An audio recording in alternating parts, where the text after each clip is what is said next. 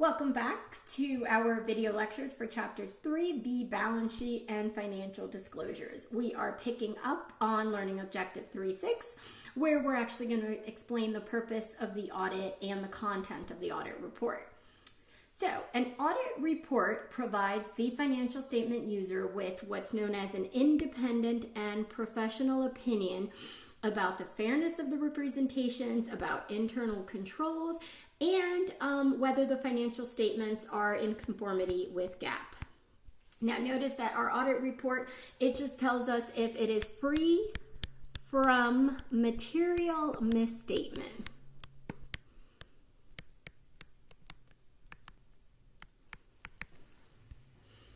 So basically, if everything goes well, then the best opinion is an unqualified opinion. So we call that a clean opinion. And then sometimes you might have to include an explanatory paragraph that just kind of says something isn't, even though it's unqualified, you might have to explain something a little bit further. So it might call attention to a little problem. Maybe the client did not post an audit adjusting journal entry, and so anything that needs a separate paragraph, still the financials are presented fairly, everything is free of material misstatement, but just to give the users of the financial statement some more information. Now there are three other reports. So the qualified opinion, unqualified opinion is the clean opinion. Then we have a qualified opinion, which basically says there's a problem here. There's some type of an exception that makes it this way. And adverse opinion is, these are all not fabulous, right? So this results like, hey, the company did not go with GAAP or they didn't do all the adequate disclosures that they needed to do. A disclaimer opinion is probably the worst because it says that you restricted in scope. Maybe the client did not give you access to inventory, and that is a substantial asset on the balance sheet. Therefore, you can't conduct the audit as an auditor for the inventory, so you would give a disclaimer opinion. That's a limitation of scope opinion. Okay, so if there's also a going concern opinion, and that pretty much says, hey, this company may not be here for another year. So all of these reports are a variation of our unqualified opinion or a clean opinion, and this is the one that we want.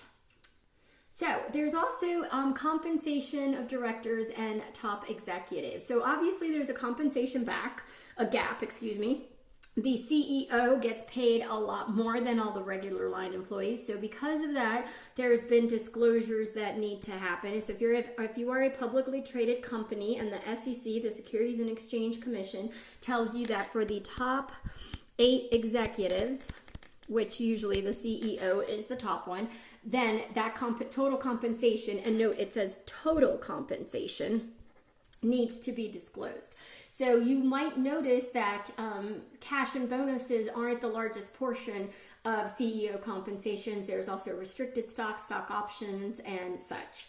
So then we have a proxy statement, and what that does is it basically tells us what the compensation is to the board of directors and executives.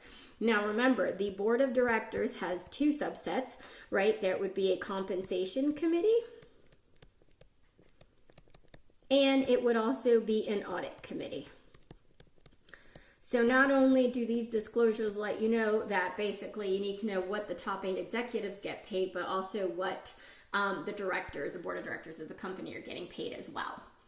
Moving on to the techniques that analysts use to take this financial information and put it in a form that's more useful for analysis.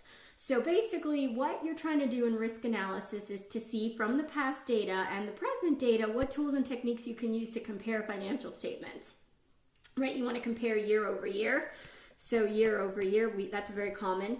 We want to look for patterns and predict trends. So we have several ways in which we do this. Horizontal analysis is one financial statement analysis where we're taking each item and we're expressing it as a percentage of the same item. So maybe for the balance sheet, we might do total assets.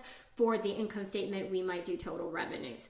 Vertical analysis is where you're going obviously down and you're looking at presenting everything within the same year. So in that case, horizontal, you're looking at a particular account across several years, and vertical, you're looking at the information within the same year. Then we're looking at ratio analysis, and we'll get furthermore into that. There's liquidity ratios, profitability ratios, all types of ratios that help us understand how we're comparing financials, and we can control for the different sizes.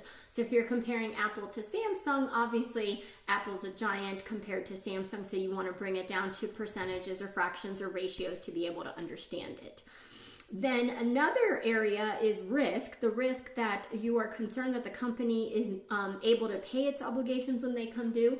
So obviously an operational risk is the company able to impair or continue its ability to earn the profits that it does.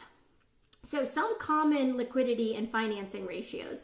So liquidity, it talks about converting items into cash, right? So we have the current ratio and the asset test ratio. So you want to make sure that you note these ratios. I would include all of these in Excel and make sure that you have a plug and play, meaning that you would have this cell blank and this cell blank, so you would just divide it to get your current ratio. Then you would have your asset test or quick assets, which excludes inventory. And basically what this tells you is how well you can pay your short-term obligations.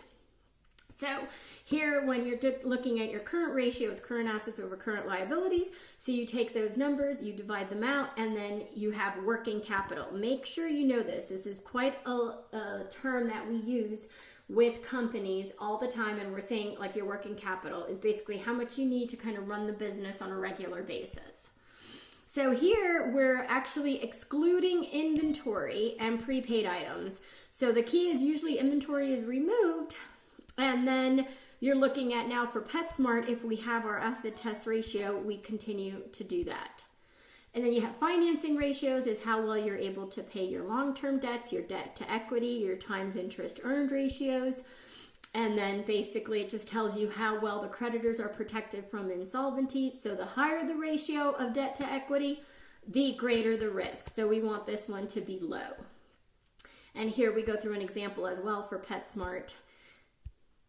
And then what we're trying to do as well is now we're looking at an industry average to a competitor. So see, so this is lower. So this tells us that there are fewer liabilities than the average industry firm. So this puts actually PetSmart in a great situation.